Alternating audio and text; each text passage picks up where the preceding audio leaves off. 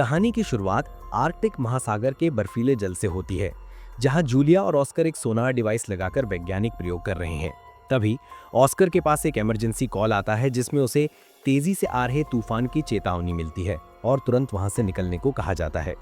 दूसरी ओर एक रूसी पनडुब्बी दूर से आने वाली तेज आवाज को पकड़ती है।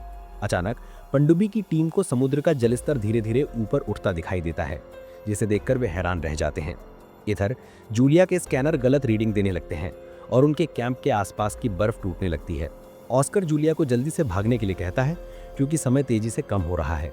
जूलिया पहले अपना प्रयोग पूरा करना चाहती है, लेकिन बिगड़ते मौसम को देखकर वो ऑस्कर की बात मान लेती है और दोनों स्नो मोबाइल पर सवार होकर निकल पड़ते हैं। लेकिन बर्फ का टूटना उनकी सोच से कहीं ज्यादा तेज है। उसी समय पनडुब्बी में मौजूद टीम को पता चलता है कि जो आवाजें उन्हें सुनाई दे रही थीं, वे समुद्री लहरों की नहीं बल्कि किसी जीवित प्राणी की हैं। इससे पहले कि वे और कुछ समझ पाएं, एक विशाल प्राणी उनकी पनडुब्बी से टकराता है और सारे इमरजेंसी अलार्म बजने लगते हैं। टीम को लगता है कि प्राणी ने उनकी पनडुब्बी को जकड़ लिया है और उसे तेजी से समुद्र की गहराई में खींच रहा है। दूसरी ओर जूलिया और ऑस्कर किसी तरह अपनी जान बचाने की कोशिश कर रहे हैं, लेकिन पीछे की बर्फ लगातार टूट रही है। तभी ऑस्कर की नज़र सामने उठ रहे भयानक बर्फीले तूफान पर पड़ती है। घबराहट में उसका स्नोमोबाइल बर्फ की चट्टान से टकराकर फट जाता है। जब तक दोनों को होश आता है, उनका कैंप तूफान की चपेट में आकर तबाह हो चुका होता है। पानी के नीचे पनडुब्बी पर हमले जारी हैं। हमलावर कोई और नहीं बल्कि वही विशाल प्राणी है। टीम उस पर गोलीबारी शुरू करती है और रोशनी में उन्हें प्राणी के विशालकाय टेंटिकल्स दिखाई देते हैं। इससे पहले कि वे और कुछ समझ पाएं, प्राणी पनडुब्बी पर फिर से हमला करता है और उसे पूरी तरह नष्ट कर देता है। डूबने से ठीक पहले कैप्टन अपनी टीम को इमरजेंसी सिग्नल भेजने का आदेश देता है, ताकि उनकी नौसेना उन्हें बचाने आए। अगले दिन रूसी नौसेना मुख्यालय को वो सिग्नल मिलता है, जिससे उन्हें पनडुब्बी के लापता होने की खबर मिलती है। ये जानकर अधिकारी स्तब्ध रह जाते हैं, क्योंकि उस पनडुब्बी में शक्तिशाली हथियार थे। वे तुरंत एक बचाव दल को हथियार वापस लाने का आदेश देते हैं, जिसका नेतृत्व विक्टर को सौंपा जाता है, जो लापता पनडुब्बी का कैप्टन का भाई है। विक्टर की मां को जब ये पता चलता है तो वो परेशान हो जाती है, लेकिन फिर अपने दिवंगत पति की घड़ी विक्टर को शुभकामनाओं के साथ देती है। विक्टर उस घड़ी को लेकर मिशन पर निकलता है, जहां उसकी मुलाकात अपने पिता के पुराने दोस्त एडमिरल ओलशांस्की से होती है, जो थोड़े गुस्सैल स्वभाव के हैं और इस मिशन का हिस्सा है। विक्टर जब पनडुब्बी में प्रवेश करता है तो क्रू के कुछ सदस्य शिकायत करते हैं कि उनकी छुट्टियां खत्म कर इतनी जल्दी क्यों बुलाया गया। विक्टर अभी उन्हें कुछ नहीं बताता। दूसरी ओर जूलिया और ऑस्कर बर्फीले तूफान में भटक रहे हैं। उनके पास न खाना है, न रहने की जगह और सैटेलाइट फोन में सिग्नल भी नहीं है। जूलिया किसी भी तरह वहां से निकलना चाहती है। सिग्नल की तलाश में वो एक गहरी खाई के पास पहुंचती है और गिरने ही वाली होती है कि ऑस्कर उसे बचा लेता है। तभी जूलिया के फोन में सिग्नल आता है। वो एक ऑयल रिग कंपनी से संपर्क करती है, लेकिन तूफान के शोर के कारण उसकी बात समझ नहीं आती और कुछ ही सेकंड में सिग्नल खो जाने से कॉल कट जाती है। जूलिया और ऑस्कर की हिम्मत अब टूट चुकी है, लेकिन ऑस्कर आखिरी उम्मीद में फ्लेयर गन चलाता है। तभी जूलिया की नज़र बर्फ की सतह पर एक लाल रोशनी पर पड़ती है। पास जाकर देखने पर पता चलता है कि ये वही इमरजेंसी सिग्नल है जो लापता पनडुब्बी के कैप्टन ने भेजा था। जूलिया जानती है कि इस सिग्नल को ढूंढते हुए रूसी सेना यहाँ जरूर आएगी, इसलिए वो ऑस्कर को यहीं रुकने को कहती है। इधर विक्टर की पनडुब्बी कई घंटों के सफर के बाद उस जगह पहुंचती है जहां उसके भाई की पनडुब्बी गायब हुई थी। उन्हें इमरजेंसी सिग्नल की लोकेशन भी मिल चुकी है।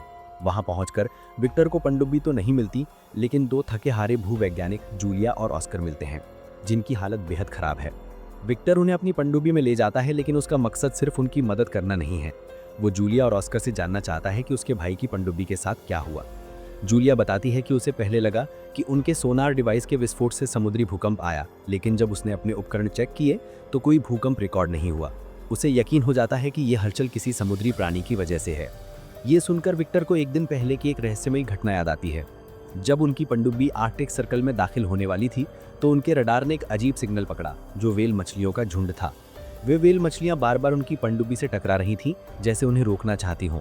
एडमिरल ओलशांस्की ने व्हेलों को भगाने के लिए लो फ्रीक्वेंसी सिग्नल छोड़ने का आदेश दिया, जिसे विक्टर ने मना किया, क्योंकि इससे व्हेलों को नुकसान हो सकता था। लेकिन ओलशांस्की ने उसकी बात नहीं मानी। लो फ्रीक्वेंसी सिग्नल छूटते ही व्हेलों का झुंड तुरंत वहां से भाग गया, लेकिन कुछ देर बाद फिर लौट आया। तभी समुद्र की गहराई से एक और अजीब सिग्नल मिला और व्हेल एक एक करके गायब होने लगी। जब टीम ने सिग्नल चेक किया तो उन्हें एक विशाल प्राणी दिखाई दिया, जो एक व्हेल को तुरंत अपना शिकार बना लेता है और उनकी पनडुब्बी की ओर बढ़ने लगता है। ओलशांस्की हमला करने का आदेश देता है, लेकिन विक्टर उसे रोक देता है। वो पनडुब्बी को पास की एक तंग बर्फीली दरार में छिपाने को कहता है, जहां इतना बड़ा प्राणी नहीं घुस सकता। उसका फैसला सही साबित होता है और प्राणी उन्हें देख नहीं पाता और चला जाता है। इस तरह विक्टर की सूझबूझ से पूरी टीम की जान बच जाती है। जूलिया की बात सुनकर विक्टर समझ जाता है कि यही वो प्राणी है जिसने बर्फ तोड़कर उसके भाई की पनडुब्बी को नष्ट किया था। जूलिया, जो बचपन से समुद्री राक्षसों की कहानियों पर यकीन करती थी, अब इस खतरनाक स्थिति में फंसना नहीं चाहती। वो विक्टर से गुजारिश करती है कि वो उसे और ऑस्कर को उस ऑयल रिग कंपनी तक छोड़ दे जहां उसने संपर्क किया था, क्योंकि उसे लगता है कि वहां ये प्राणी नहीं पहुंच पाएगा। विक्टर जब कंपनी की लोकेशन चेक करता है तो पता चलता है कि वो ज़्यादा दूर नहीं है। वो दोनों को वहां छोड़ने के लिए निकल पड़ता है, लेकिन रास्ते में उनकी स्क्रीन पर फिर से वही अजीब सिग्नल दिखाई देता है। वो ये नहीं देख पाते कि वो प्राणी, जिसे अब जूलिया क्रैकन कहती है, मिट्टी के नीचे से धीरे धीरे उनकी ओर बढ़ रहा है। जैसे ही वो ऑयल रिग कंपनी के करीब पहुंचते हैं और वहां के इंचार्ज से संपर्क करने वाले होते हैं, समुद्र में हलचल शुरू हो जाती है। तेज लहरों के साथ पानी से विशालकाय टेंटिकल्स बाहर निकलते हैं और मजबूत स्टील की रिग को पल भर में तबाह कर देते हैं। विक्टर टेलीस्कोप से बाहर देखता है और उसे क्रैकन का असली रूप दिखाई देता है, एक विशाल ऑक्टोपस जिसका चेहरा देखकर पूरी टीम स्तब्ध रह जाती है। इससे पहले कि वो कुछ समझ पाएं, रिग पूरी तरह समुद्र में समा जाती है। अब विक्टर की टीम के पास भागने के अलावा कोई रास्ता नहीं बचता। क्रैकन रिग को नष्ट करने के बाद उनकी पनडुब्बी की ओर बढ़ता है। ये देखकर एडमिरल ओलछांस्की गुस्से में कमान अपने हाथ में ले लेता है और 2 टॉर्पीडो फायर करने का आदेश देता है, लेकिन टॉर्पीडो का कोई असर नहीं होता और क्रैकन हमले से और गुस्से में आकर तेजी से उनकी ओर बढ़ता है। डर के मारे ओलछांस्की कमान वापस विक्टर को सौंप देता है। विक्टर तुरंत पनडुब्बी को दूसरी दिशा में मोड़ने का आदेश देता है। इससे वो क्रैकन के हमले से तो बच जाते हैं, लेकिन एक टेंटिकल पनडुब्बी से टकरा जाता है, जिससे उसके कुछ हिस्से क्षतिग्रस्त हो जाते हैं और वो डूबने लगती है। क्रैकन फिर से हमला करता है, जिससे टॉर्पीडो रूम में आग लग जाती है और 7 लोग उसमें फंस जाते हैं। क्रैकन पनडुब्बी को चारों ओर से घेर लेता है और उसे नीचे खींचने की कोशिश करता है। विक्टर तुरंत सभी को साइलेंट मोड में रहने का आदेश देता है, क्योंकि वो जानता है कि समुद्री जीव आवाज से आकर्षित होते हैं। वो आग बुझाने का काम भी रुकवा देता है, जिससे टॉर्पीडो रूम में कार्बन मोनोऑक्साइड बढ़ने लगता है।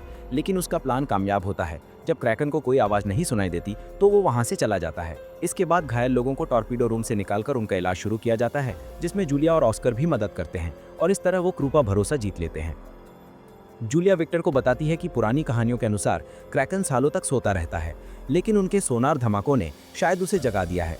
वो अब बदला लेना चाहता है। जूलिया सुझाव देती है कि अगर वे जीवित रहना चाहते हैं तो सोनार को बंद करना होगा। वो ये भी बताती है कि ऑक्टोपस अपने शिकार को गुफा में ले जाते हैं, जिसका मतलब है कि विक्टर के भाई की पनडुब्बी जूलिया के पुराने कैंप के पास ही होनी चाहिए। तभी एक ऑफिसर को साइलेंट मोड के दौरान रिकॉर्ड हुई एक अजीब सिग्नल की आवाज़ सुनाई देती है, जो जूलिया के कैंप की लोकेशन से आ रही थी। विक्टर अपने क्रू को समझाता है और अपने भाई और बाकी लोगों को बचाने के लिए उस खतरनाक जगह पर जाने का फैसला करता है। कुछ क्रू सदस्य इससे सहमत नहीं होते, क्योंकि उनका मानना है कि उनके हथियार इस विशालकाय प्राणी का सामना नहीं कर सकते। लेकिन विक्टर एक कैप्टन के रूप में अपनी जिम्मेदारी निभाना चाहता है। वो पनडुब्बी को ढूंढने के लिए निकल पड़ता है और क्रू को मजबूरन उसका साथ देना पड़ता है।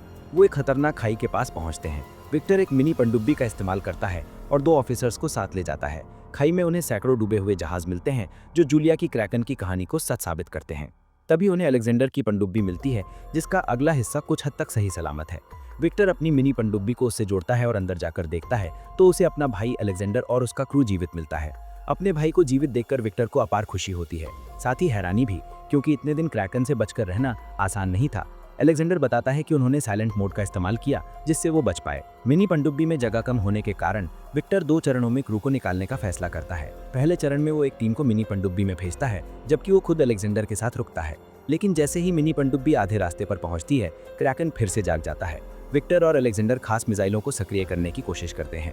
काफी मेहनत के बाद जब कंप्यूटर चालू होता है तो मिसाइलें सक्रिय हो जाती हैं, लेकिन उसी वक्त क्रैकन मेन पनडुब्बी पर हमला करने वाला होता है। तभी मिनी पनडुब्बी से गलती से एक ट्रैकर शुरू हो जाता है, जिसकी आवाज से आकर्षित होकर क्रैकन उसकी ओर बढ़ता है। एडमिरल ओलछांस्की मौके का फायदा उठाकर मेन पनडुब्बी को समुद्र की सतह पर ले जाने का आदेश देता है।